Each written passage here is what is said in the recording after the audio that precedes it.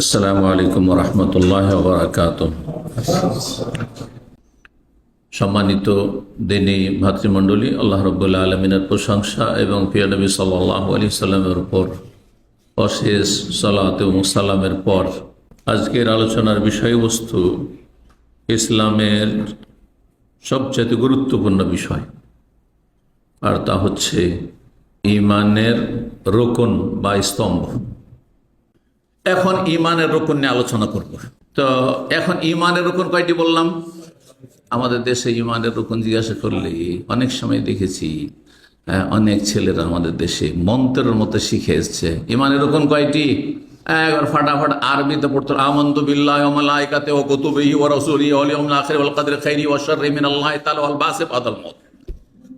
হ্যাঁ, ঈমানে মুফাসসাল হয়ে গেল, বিস্তারিত মুফাসসাল। ওর মানে বুঝে না। আচ্ছা, ও জিজ্ঞাসা মুফাসসাল মানে কি রে ভাই? বুঝে হা হা লাদরি, আমাকে হুজুরে পড়িয়েছে ঈমানে মুফাসসাল। মুফাসসাল মানে ডিটেলস, তফসিল থেকে, হ্যাঁ, বিস্তারিত। আর মুজমাল মানে সংক্ষেপ, শর্টকাট। হ্যাঁ, এজমাল মানে জুমলা, এক কথায় চুমুকে কথা বোঝা গেছে। ঈমানে মুজমাল, তো এগুলো বানানো। এই যে বাক্য ঈমান মুফাসসাল আর মুজমাল, এগুলো আমাদের মুরব্বীদের বানানো, কোনো হাদিসে নেই। ভালো করে শুনেন, কোনো হাদিসে নেই।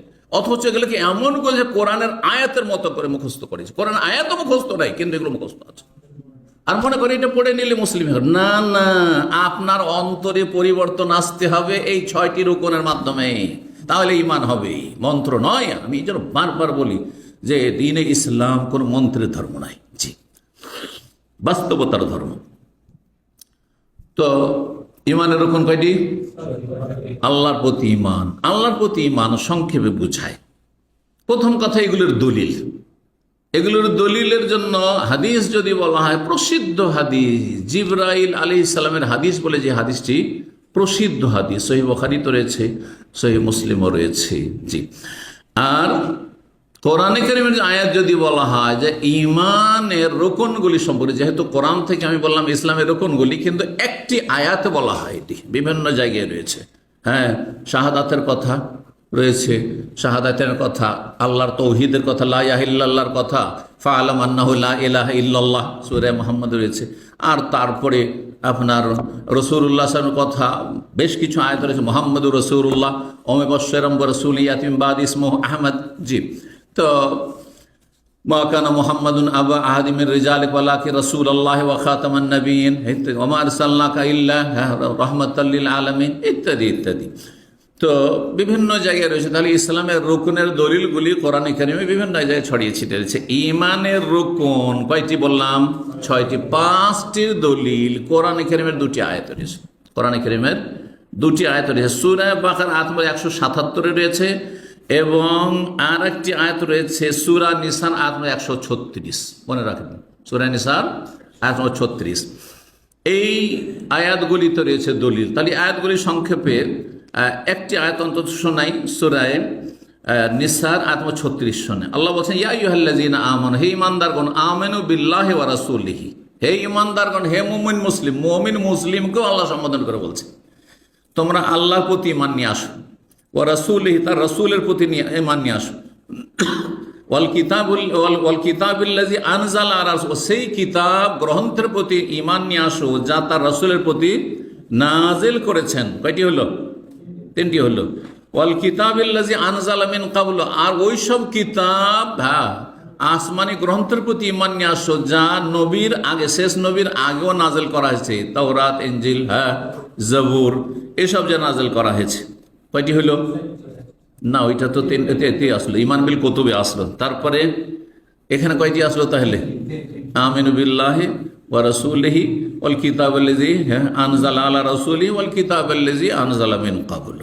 কিন্তু তারপরে যদি যেগুলির প্রতি ঈমান নিয়ে আসতে হবে, বিশ্বাস করে মেনে নিতে হবে। ঈমান নিয়ে আসা মানে সহজ ভাষা, বিশ্বাস করে মেনে নেওয়া। ঈমান মানে কি? এই ক্ষেত্রেও ভুল আছে। আমাদের দেশে জিজ্ঞাসা করে ঈমান মানে কি? বিশ্বাস। না না, ঈমান মানে বিশ্বাসের সাথে মেনে নেওয়া অন্তর থেকে এবং সাদরে গ্রহণ করা। আল ঈমান আত তাসদীক ও মাল ইযআন ওয়াল কবুল, বিশ্বাস তার সাথে মেনে নেওয়া, আমি মেনে নিলাম, আর সাদরে গ্রহণ করলাম। এই তিনটি কথা যদি থাকে তাহলে সে মুমিন। কারণ বহু মানুষ আছে অমুসলিম যারা বলে ইসলাম যে সত্য ধর্ম এটা আমি বিশ্বাস করি, বলে না হ্যাঁ, আমি অপরওয়ালায় বিশ্বাস করি, তো মানেন বলছে সেটা পারছি না। মুসলিম হ্যাঁ, মেনে নেন, কলমা পড়ে নেন, তাহলে মানবে না। কারণ রোম সম্রাট বিশ্বাস করেনি যদি নবীকে পেতাম কাছে তো পা ধুইয়ে দিতাম, হ্যাঁ, চুমো দিতাম ইত্যাদি কত কথা বলেছিল, কিন্তু ঈমান নসিব হয়নি। অন্তরে তো বিশ্বাস, হ্যাঁ, দৃঢ় বিশ্বাস ছিল, কিন্তু সাদরে মেনে নিতে পারেনি আর সাদরে গ্রহণ কবুল করতে পারেনি, যার ফলে তার ঈমান আল্লাহর কাছে গ্রহণযোগ্য হয়নি। তাহলে ঈমান মানে শুধু বিশ্বাসের নাম নয়, ঈমানের মানে বিশ্বাস করা, মেনে নেওয়া, সাদরে গ্রহণ করা। জি, আল্লাহ বলছেন ওমাইয়াকফুর বিল্লাহ, যদি কেউ কুফরি করে, না মানে আল্লাহকে, ও মালাইকাতে, ফেরেশতাদের সাথে কুফরি করে, ফেরেশতাদেরকে না মানে বিশ্বাস করে, ও রসুল কুতুবিহি, কিতাব সমূহকে বিশ্বাস না করে, ও রসুলিহি, রসুলগণকে বিশ্বাস না করে, ওয়াল ইয়াউমিল আখির, আর পরকালকে বিশ্বাস না করে। কয়টি হয়ে গেল তাহলে? 5টি হয়ে গেছে, কিন্তু 5টি হয়ে গেছে, 5টি রয়েছে আয়াতে। জি, এইগুলো কেউ যদি বিশ্বাস না করে তাহলে সে সুস্পষ্ট গুমরাহিতে, ভ্রষ্টতায় নিমজ্জিত হইল, ডুবে গেল, গুমরাহিতে, জাহান্নামে ডুবে গেল, জাহান্নামের রাস্তায় চলে গেল, একেবারে জান্নাত থেকে দূর হয়ে সুদূর গুমরাহিতে চলে গেল। দালালাম মুবিনা। লাইসাল বিররা আন তুওয়াল্লু ওজুহাকুম কিবালাল মাশরিক ওয়াল মাগরিবি ওয়ালাকিন্নাল বিররা মান আমানা বিল্লাহি ওয়াল মালাইকাতি ওয়াল কিতাব ওয়ান নাবিয়িনা। এইভাবে আল্লাহ রাব্বুল আলামিন সেখানে 5টি সেখানেও বর্ণনা করেছেন। সূরা বাকারা 177 বললাম। জি, তাহলে আমরা দলিল নিয়ে আলোচনা করলাম। এখন আল্লাহর প্রতি ঈমান সংক্ষেপে পূর্ণ হবে কোন কোন দিক থাকলে, যে বলবেন হাত তুললেন। এখন তো খুব মনে করছেন খুব সহজ, ঈমানের রুকন তো সহজ। ঈমানের রুকন, ঈমানের প্রথম রুকন কি? হ্যাঁ, আল্লাহর প্রতি ঈমান। আল্লাহর প্রতি ঈমান কমপ্লিট হবে 4টি বিষয় যদি আপনার মধ্যে থাকে, তাহলে 4টি দিক অবশ্যই থাকতে হবে। 4টির 3টি থাকলে আপনি মুমিন, মুসলিম না। 4টি থাকতে হবে। আপনার মধ্যে আছে, যেহেতু আপনি খাঁটি একজন মুসলিম, আপনাদের মধ্যে অবশ্যই আছে, না হলে মুসলিম হইতে পারবেন না।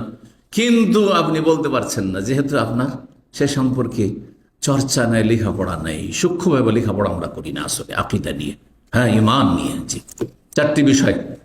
4টির মধ্যে 3টি হচ্ছে তাওহীদের 3টি প্রকরণ, হ্যাঁ, 3 কিসিম, আর একটি হচ্ছে আল্লাহর অস্তিত্ব। 1 নম্বর আল্লাহর অস্তিত্ব বিশ্বাস করা। কি করা? আল্লাহর অস্তিত্ব বিশ্বাস করা। আল্লাহ আছে, নাস্তিক বলছে আল্লাহ নেই। আল্লাহ আছে তো হিন্দু বলছে, আল্লাহ আছে তো খ্রিস্টানও বলছে, আল্লাহ আছে তো ইহুদি বলছে, কিন্তু এটা দিয়ে সে মুমিন হতে পেরেছে? কারণ তার একটি আছে, 3টি যে নেই। এবার বুঝতে পেরেছেন? মক্কার কাফেররাও তো বলতো আল্লাহ আছে, ওয়ালা ইন সাআলতা মান খালাকাস সামাওয়াতি ওয়াল আরদা লা ইয়াকুলুনা আল্লাহ। তাদেরকে যদি জিজ্ঞাসা করে আসমান জমিন কে সৃষ্টি করেছে, মক্কার কাফের মুশরিকেরা 360টি মূর্তি রেখে কাবার চারিদিকে পূজা করত, কিন্তু বলছে অবশ্যই আল্লাহ সৃষ্টি করেছে। আল্লাহ বালা মুসিবত বলে বেশি বিপদ আসলে একমাত্র আল্লাহকে ডাকতো। তারপরেও তাদেরকে আল্লাহ কাফের মুশরিক, ইয়া আইয়ুহাল কাফিরুন লা আ'বুদু মা তা'বুদুন, আল্লাহ বলেছে ইন্নামাল মুশরিকুনা নাজাস। আল্লাহ এভাবে সম্বোধন করেছে। জি, তাহলে বোঝা গেল যে শুধু আস্তিক হলে হবে না। নাস্তিকের বিপরীত হচ্ছে আস্তিক। অনেকেই অজ্ঞতার কারণে বলে যে ওরা নাস্তিক, আমি আস্তিক। আস্তিক মুসলিম হয়নি। একটা গুণ এসছে আপনার মধ্যে, আল্লাহর অস্তিত্ব মেনে নিয়েছেন। এখন আপনাকে 2 নম্বরে কিসে আসতে হবে? আল্লাহর কাজগুলি মেনে নিতে হবে আল্লাহর জন্য, শুধু আল্লাহর জন্য। আল্লাহর কাজ আল্লাহ ছাড়া কেউ করতে পারে না। এটা হচ্ছে তাওহীদে রুবুবিয়্যাত, আল্লাহর কাজে একত্ব প্রতিষ্ঠা করা। 2, 3 নম্বর হচ্ছে তাওহীদুল আসমা ওয়াস সিফাত, আল্লাহর নাম গুণাবলী কোরআন সুন্নাহ আল্লাহ এবং রসুল যেভাবে বলেছেন ওইভাবেই মেনে নিতে হবে। তাতে কোনো বিকৃতি চলবে না, অস্বীকৃতি চলবে না, নিষ্ক্রিয়তা চলবে না, আর অমান্য করা চলবে না, অপব্যাখ্যাও চলবে না। আল্লাহর হাত কুদরতি হাত, আল্লাহর চেহারা হচ্ছে আপনার কি বলছে সত্তা, আর আল্লাহর চোখ মানে রক্ষণাবেক্ষণ, আল্লাহর কুদরতি পায়ে সেজদা, এইগুলো দিয়ে ঈমান হবে না, এগুলো দিয়ে ঈমান হবে না। আল্লাহ যা বলেছেন আছে আছে, রসুল যা বলেছেন আল্লাহর আছে আছে। কেমন আছে? আল্লাহর মতো আছে। আমার আপনার সাথে কোনো সৃষ্টির সাথে তুলনা নাই। লাইসা কামিসলিহি শাই ওয়া হুয়াস সামিউল বাসীর। তাওহীদুল আসমা ওয়া সিফাত কয় নম্বর হলো এটি? 3 হয়ে গেল। 4 নম্বর তাওহীদুল ইবাদা বা তাওহীদুল উলুহিয়া, বান্দার কাজে আল্লাহর একত্ব প্রতিষ্ঠা করা। বান্দার কাজ কি? আমার কাজ হচ্ছে কালিমা পড়া। কার জন্য? আল্লাহর জন্য। আমার কাজ হচ্ছে সালাত পড়া। কার জন্য? আল্লাহর জন্য। আমার কাজ হচ্ছে রুকু করা, সেজদা করা, দান সাদকা করা, যাকাত দেওয়া, হজ করা, রোজা রাখা, জিকির আজকার করা। কার জন্য? উযকুরুল্লাহ। যদি কেউ বলে যে মদিনা গেলে নবীর জিকির আর মক্কা গেলে আল্লাহর জিকির, তাহলে সে ভাগ করলো না জিকির গিয়ে? সে মুসলিম হইতে পারলো? জি হ্যাঁ। ইবাদত বন্দেগী বান্দার কাজ কার জন্য খাস করবে? আল্লাহর জন্য। এটা অবাস্তব কোনো কথা বলিনি আমি, কাল্পনিক কোনো কথা সাধারণত বলি এইসব ক্ষেত্রে। আমি মানে তিক্ত অভিজ্ঞতা আমার আছে। মদিনা ইউনিভার্সিটির ছাত্র যৌবনকাল, সেই সময় একজন ভারতীয় উর্দু ভাষী এসে রওজায়, রিয়াজুল জান্নাহ রওজায় বসে নামাজ পড়ে বসে আছে, জিকির আজকার পড়ছে। আমি 2 রাকাত মদিনা ইউনিভার্সিটি থেকে আসর পরে এসে বসেছি, 2 রাকাত পড়ে আমিও তার পাশেই মুসল্লি হিসেবে বসেছি। আর তারপরে শুনছি যে সে জিকির করছে কিসের? ইয়া রাসূলুল্লাহ, ইয়া রাসূলুল্লাহ, ইয়া রাসূলুল্লাহ। আমি চিন্তা করলাম এই লোকটি নিশ্চয়ই রেজবি বেরেলভি মাজার পূজারি হবে। তো বললাম যে ভাই আপনি যে উর্দুটাকে বাংলা বলি আপনার যাতে তর্জমা না করতে হয় বারবার, তো বললাম যে ভাই আপনি যে এটা বলছেন, কি বলছেন? এটা বলছে আমি জিকির করছি। বলছি কার জিকির? রসুলের জিকির। আল্লাহ বলছি কার জিকির? রসুলের জিকির করছি। তা বললাম জিকির রসুলের না আল্লাহর জিকির করতে হবে? তো এত রেগেছে আমার ওপরে, বলছে আমাকে শেখাতে আসবেন না, কারণ ও মুরব্বী, 60-এর ঘরে তার বয়স, আর আমি তখন 25 বছরে। তো বলছে আমাকে শিখাতে আসবেন না, আমাকে বড় হুজুর আমাকে শিখিয়ে পাঠিয়েছে, ওই সেই হায়দ্রাবাদ থেকে, হায়দ্রাবাদে বাড়ি, সেখান থেকে শিখিয়ে পাঠিয়েছে। কি শিখিয়ে পাঠিয়েছে বাবা? তো বলছে আমাকে বলেছে মক্কা গেলে আল্লাহর জিকির করবা আর মদিনা গেলে রসুলের জিকির করবে। অথচ আল্লাহ কোরআনে বলছে উযকুরুল্লাহ যিকরান কাসীরা ফাযকুরুনি, আমার জিকির করো। জিকির হচ্ছে ইবাদত। ইবাদত কার জন্য? এক আল্লাহ। তাবুদ, ইবাদত করবেন না ইল্লা ইয়া, একমাত্র। কার ইবাদত করবে? আল্লাহ। কোথায় তাওহীদ, কোথায় আকীদা? কিছুই নেই। তাহলে এইসব নামাজ, রোজা, হজ কোনো কাজে আসবে? কোনো কাজে আসবে না। আল্লাহ যেন বোঝার তৌফিক দান করেন। কি বললাম?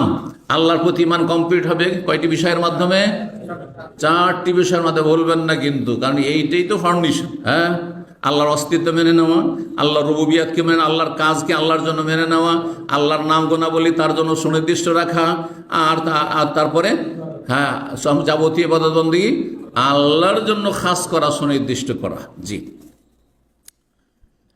2 নম্বর মালায়েকাতে, আল্লাহর ফেরেশতাগণের প্রতি বিশ্বাস। মালায়েকা, মালাকের বহুবচন। জি। যেসব ফেরেশতাদের নাম আল্লাহ উল্লেখ করেছেন অথবা রাসূল সাল্লাল্লাহু আলাইহি ওয়াসাল্লাম উল্লেখ করেছেন, নাম ধরে বিশ্বাস রাখা। আর বাকি অসংখ্য ফেরেশতা আল্লাহ সৃষ্টি করেছেন যাদের নাম জানি নাই, কিন্তু আমরা অসংখ্য ফেরেশতা যে আল্লাহ সৃষ্টি করেছেন এর প্রমাণ কোরআন হাদিসে পাই, সেজন্য আমরা বিশ্বাস করি। আর তাদেরকে আমরা দেখি না, তারা আমাদেরকে দেখে। বুঝতে পেরেছেন না? জি। আর বিভিন্ন দায়িত্বে তারা নিয়োজিত আছে, ডিউটি পালন তারা করতে আছে, যাদের নাম জানি। ফেরেশতা,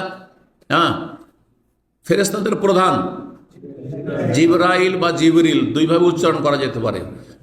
তারপরে মিকাইল বা মিকালা, সূরা বাকারাতে মিকালা নাই, জিবরিল ওই রকমই জিবরাইল, আর ওই রকমই মিকালও বলা যেতে পারে। তারপরে এই দুটো তো কোরআনে কারিমে রয়েছে। আর মালাকুল মত কোরআন রয়েছে। আজরাইল কোথাও আছে? আপনারা যে আজরাইল বলছেন, মালাকুল মত কি? আজরাইল কোথাও আছে? কোনো আয়াতে তো কিয়ামত পর্যন্ত হবে না, কোনো হাদিসে কিয়ামত পর্যন্ত হইতে পারে, এটাও শুনে কোনো হাদিসও পাবেন না আপনি এই আজরাইল নামটি। কথা বোঝা গেছে? তাহলে আমাদের দেশের যে বক্তা সমস্তই আজরাইল আজরাইল, কোথায় বলেন আজরাইল? না, নাম আজরাইলও নেই আর ইসরাইলও নেই। কি আছে? মালাকুল মত। মালাকুল মত আল্লাহ বলছেন সূরা সাজদা, কুলিয়া তাওয়াফাকুম মালাকুল মউতিল্লাযী ওয়াক্কালা বিকুম, হে নবী বলে দাও তোমাদের আত্মাগুলি গ্রহণ করে, নিয়ে যায় আল্লাহর কাছে মালাকুল মত। মতের দায়িত্বশীল প্রধান যিনি, ওই ফেরেশতা মালাকুল মত। আল্লাযী ওয়াক্কালা বিকুম, যাকে এই দায়িত্ব ন্যস্ত করা হয়েছে। জি। তো মালাকুল মত হয়ে গেল। তাহলে 3টে কোরআনে পেলেন। আর আর একটি কোরআনে রয়েছে ইয়া মালিকুল ইয়াকদি আলে, জাহান্নামের প্রধান যিনি, ইয়া মালিকুল ইয়াকদি আলাইনা রাব্বুক। তাহলে কোরআনে এই নাম আমরা পেলাম, মালিক খাজেনুন নার, জাহান্নামের দায়িত্বশীল ফেরেশতা। আর একজন ফেরেশতার কথা হাদিসে রয়েছে, প্রসিদ্ধ দুয়াতে একাধিক হাদিসও রয়েছে, সিংহার হাদিসও রয়েছে। সেই ফেরেশতার নাম কি?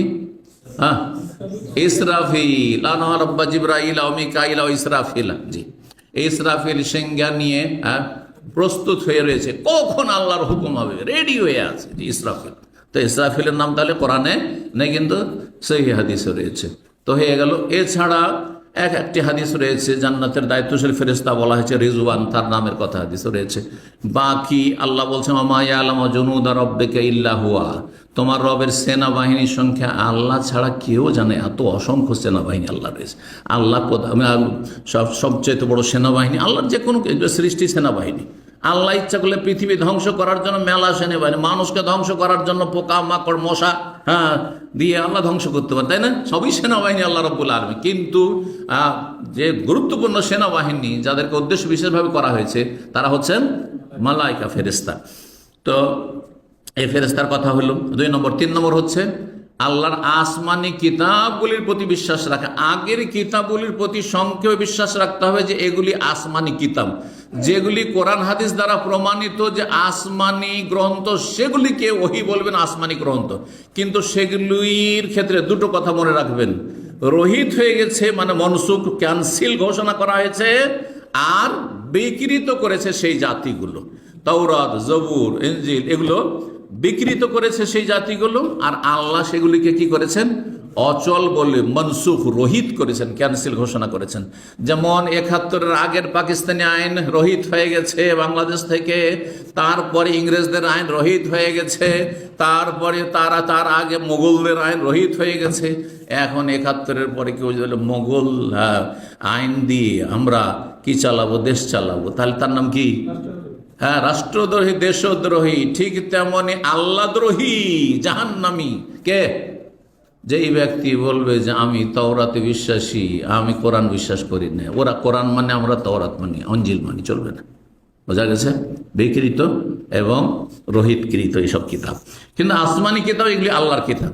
এখানে আরেকটি কথা মনে রাখবেন, যেগুলি আল্লাহ বলেননি, তার রসুল বলেননি আসমানি কিতাব, আপনি কল্পিত ধর্ম বানাবেন না যে এগুলিও ঐশী গ্রন্থ। যেমন বেদকে ঐশী গ্রন্থ বলা, রামায়ণ, মহাভারত, ত্রিপিটক, আপনার এদের বুদ্ধিস্টদের না, এগুলিকে কখনো বলা যাবে না যে এগুলি হচ্ছে আসমানি গ্রন্থ বা ঐশী গ্রন্থ।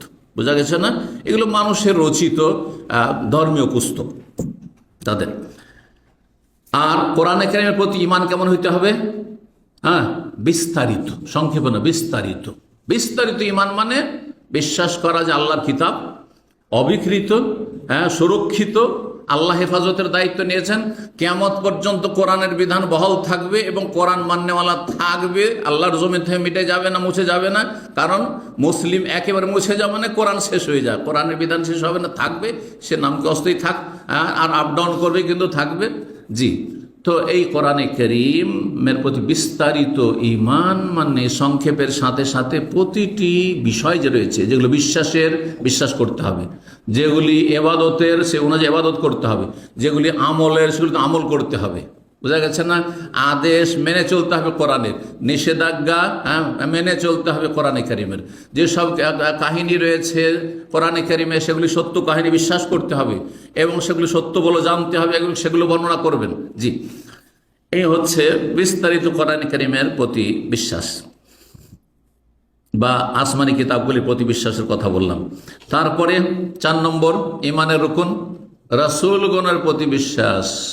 জি, রসুল এবং নবী। রসুল এর নবী দুটো ভাষা রয়েছে। রসুলের সংখ্যা সীমিত, কিন্তু নবীর সংখ্যা অসংখ্য, 1 লাখের বেশি, 1,24,000 অথবা তার কম বেশি। যেমন কিছু হাদিস দ্বারা পাওয়া যায় নবী ছিলেন, কিন্তু রসুলদের সংখ্যা 300-এর বেশি হইতে পারে, যেমন বলা হয়েছে। তো এই রাসূলগণ যাদের কাছে শরীয়ত এসেছে, কিতাব এসেছে এবং তারা দাওয়াতের কাজ করেছেন। নবী যারা আগের যিনি রসুল এসেছেন তার কিতাবকে সামনে রেখে তার কিতাবের দাওয়াত দিতে থেকেছেন।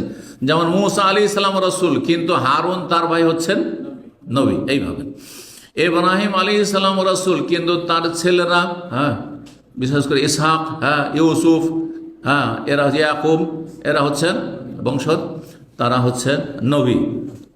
জাকারিয়া, ইয়াহিয়া, তারা নবী। ঈসা আলী ইসলাম রসুল। জি, এইভাবে তো নবী রসুল গণের প্রতি বিশ্বাস রাখতে হবে। অনেক নবী রসুল এসেছেন, কিন্তু আমরা যাদের নাম জানি তাদের নাম ধরে বিশ্বাস করব। আর যাদের নাম জানি তাদের সংখ্যা কোরআনে কারিমে কয়জন রয়েছে?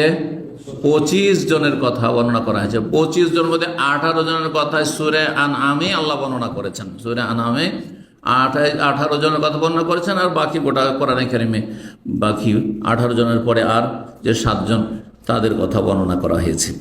তো এই ছিল নবী রসুলগণের প্রতি ঈমান। আর 5 নম্বরে পরকালের প্রতি বিশ্বাস, আল ইয়াউমিল আখির। পরকালের প্রতি বিশ্বাস মানে কি?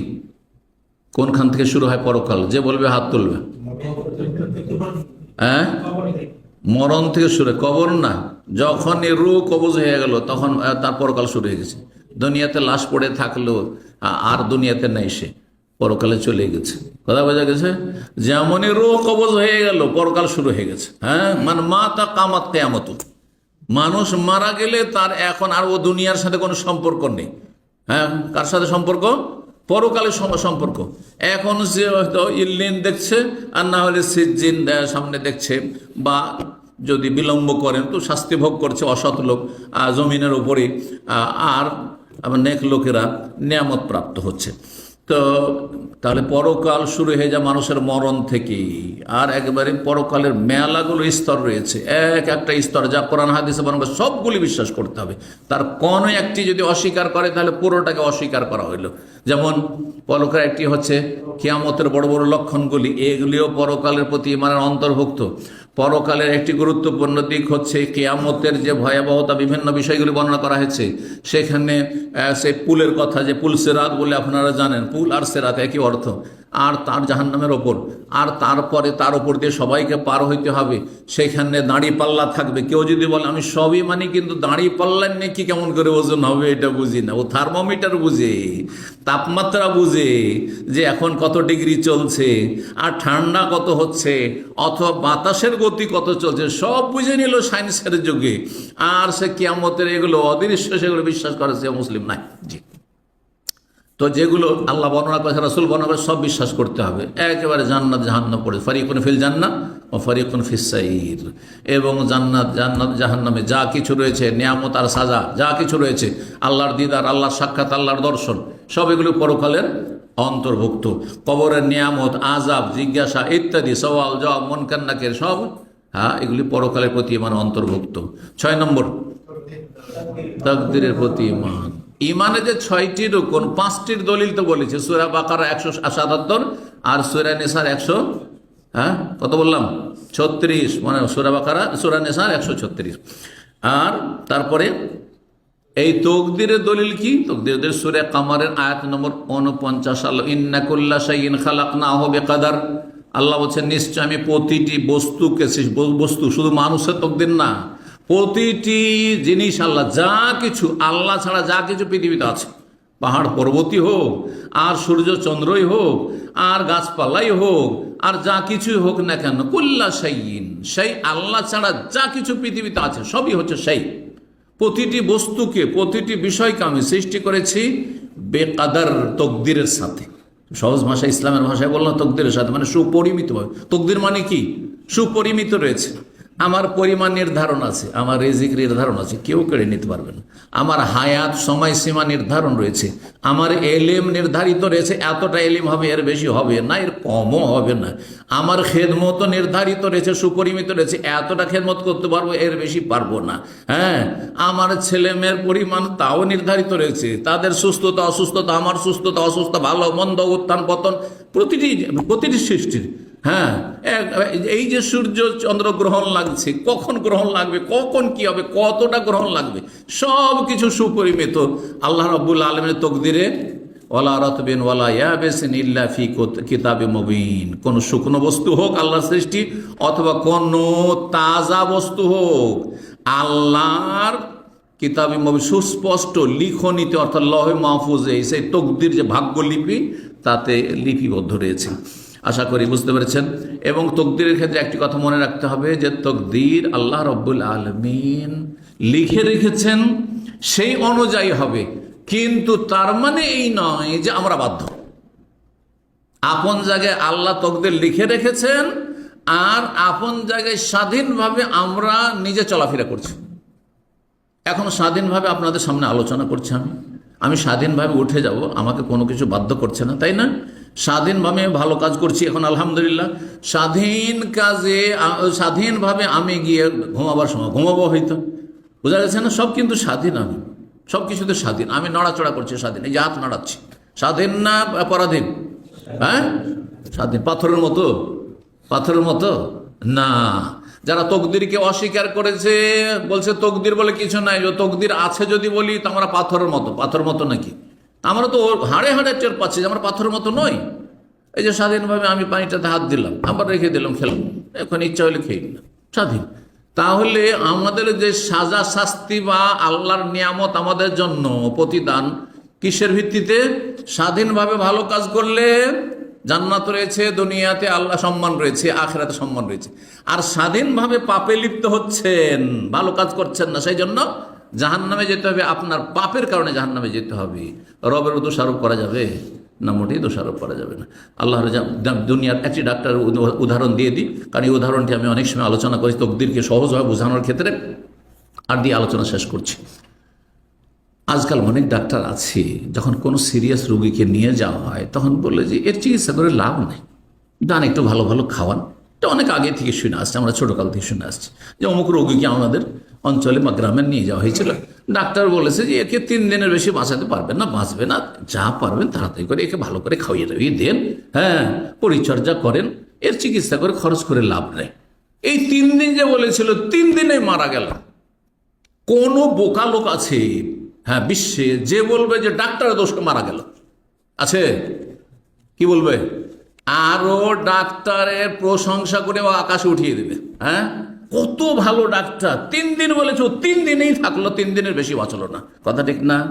তো রব্বুল আলামিন আমার আপনার সম্পর্কে যে বলে দিয়েছেন অগ্রিম, হ্যাঁ, যে এ জান্নাতি, এ জাহান্নামী, এ ভালো মানুষ, এ খারাপ মানুষ, এ সহি আকীদার, এ বদ আকীদার, এ নাস্তিক, হ্যাঁ, আমার কি দোষ? না না, আপনার দোষ। এখানে আল্লাহর কেন, আল্লাহর কেন দোষ চাপাচ্ছেন আপনি? কেন আল্লাহর প্রশংসা করছেন না? অথচ আল্লাহর একটা অসহায়, হ্যাঁ, ক্ষুদ্র বান্দা একটা ডাক্তারের আর অভিজ্ঞতার আপনি প্রশংসা করছেন। আল্লাহ বুঝার তৌফিক দান করেন। সোজা অন্তর যদি থাকে তো রবের কি করবে? কদর করবে, রবের যথাযোগ্য মর্যাদা দেবে। আর অন্তর যার বাঁকা, অন্তরে যার বক্রতা রয়েছে, অন্তরে যার ব্যাধি রয়েছে, অমা কাদারুল্লাহ হাক্কা কাদরিহি, যথাযোগ্য আল্লাহর মূল্য দেয় না তারা। আল্লাহ যেন বুঝার তৌফিক দান করেন এবং ঈমান ইসলামকে আমাদের সুন্দর করার তৌফিক দান করেন। এই যে ঈমানের 6টি বিষয় বললাম, এই ঈমানগুলি যত মজবুত হবে, আল্লাহর প্রতি ঈমান যত মজবুত হবে, পরকালের প্রতি যত ঈমান মজবুত হবে, জান্নাতকে চোখের সামনে দেখছেন, জাহান্নামের আগুনকে চোখের সামনে দেখছেন, যত বেশি মজবুত হবে তত নামাজের কোয়ালিটি ভালো হবে না, তত আখলাক চরিত্র ভালো হবে না, তত স্বামী স্ত্রী সম্পর্ক ভালো হবে না, তত হালাল রুজি বেশি খাবেন না, তত হারাম থেকে বেঁচে থাকবেন না, তত হারাম দেখা থেকে বেঁচে থাকবেন না, তত আপনি চরিত্র নষ্ট করবেন না, তত ভালো কাজ করবেন আপনি। হ্যাঁ, কারণ আপনার সময় সীমিত, চিন্তা করুন তো।